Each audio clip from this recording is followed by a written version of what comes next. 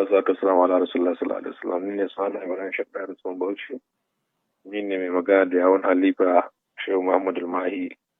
Ibrahim Inyas a Senegal, halifan Shehu Ibrahim. Hakika wannan takarda ni ne na je na zo da ita abin da ya faru maulidin da aka gama na maulidin Shehu Ibrahim bara. An samu kamar kilafa haka tsakanin mutane a rarrabuwa. To shi shek din sai yake ba tambayar mu me ne muka ga ya zai kawo wanda zai kawo zaman lafiya tun kawo ma shi Sunusi ya ce ya koma sarki sai muka ci abin da zai kawo zaman lafiya dole shi tun da shi duka halifofi sun yadda da shi shine halifan Shehu Ibrahim. Yanzu zamani ya riga ya canja halifofin da aka yi da dalili. Halifa Sunusi na farko a yi mishi halifa ne lokacin da aka raba shi da sarauta. To bayan nan aka zo bayan ya rasu aka yi tunanin ya za a yi waɗansu suna ci a mayar kakan shi a yan uwan shi masa sarkin Kano a Bayero da sauran aka ci a bari dai a gani. To na tunawa malai sai aka rabiyo halifa sai aka rabiyo aka zo akan za a yi masa su yayin Shehu Ibrahim suka tambaye malamai suka ce a'a maganan halifancin ne ya kamata a dakatar da shi ma haka. Tunda damun wancan an yi saboda dalili ne tun a wancan lokacin. To sai shi malai sai aka halifa ya je har shi ta gaba aka je a karɓo halifanci daga Morocco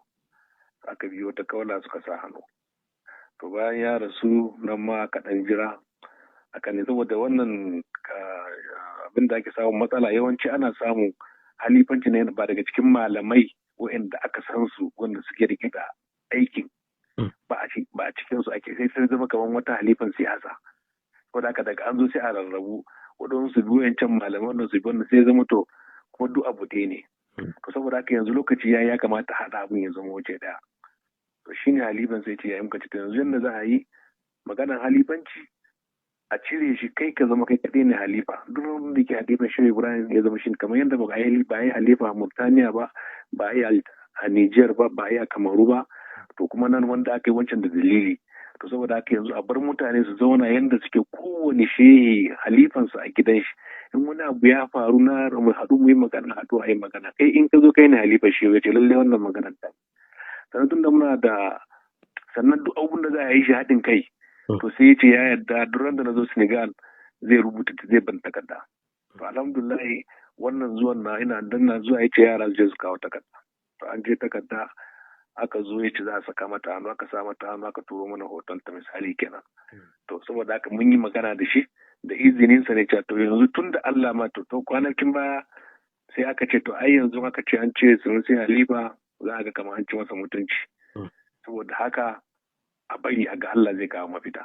Saboda haka yanzu sai shege ce ai shi kenan Allah ya kawo mana mafita tun da ya ce ya koma sarki to haka ba za a haɗa halifa da sarauta ba kuma. Ba ka zama gwamna ba ka zama shugaban kasa ba zai yi ba saboda ba ka ɗauki halifanci na malamai ne ba ka ɗauki almajirai ka kai su fada su zama kamar bayan sarki ba daga tun da ka koma sarki shi yasa shi Sunusi halifa na farko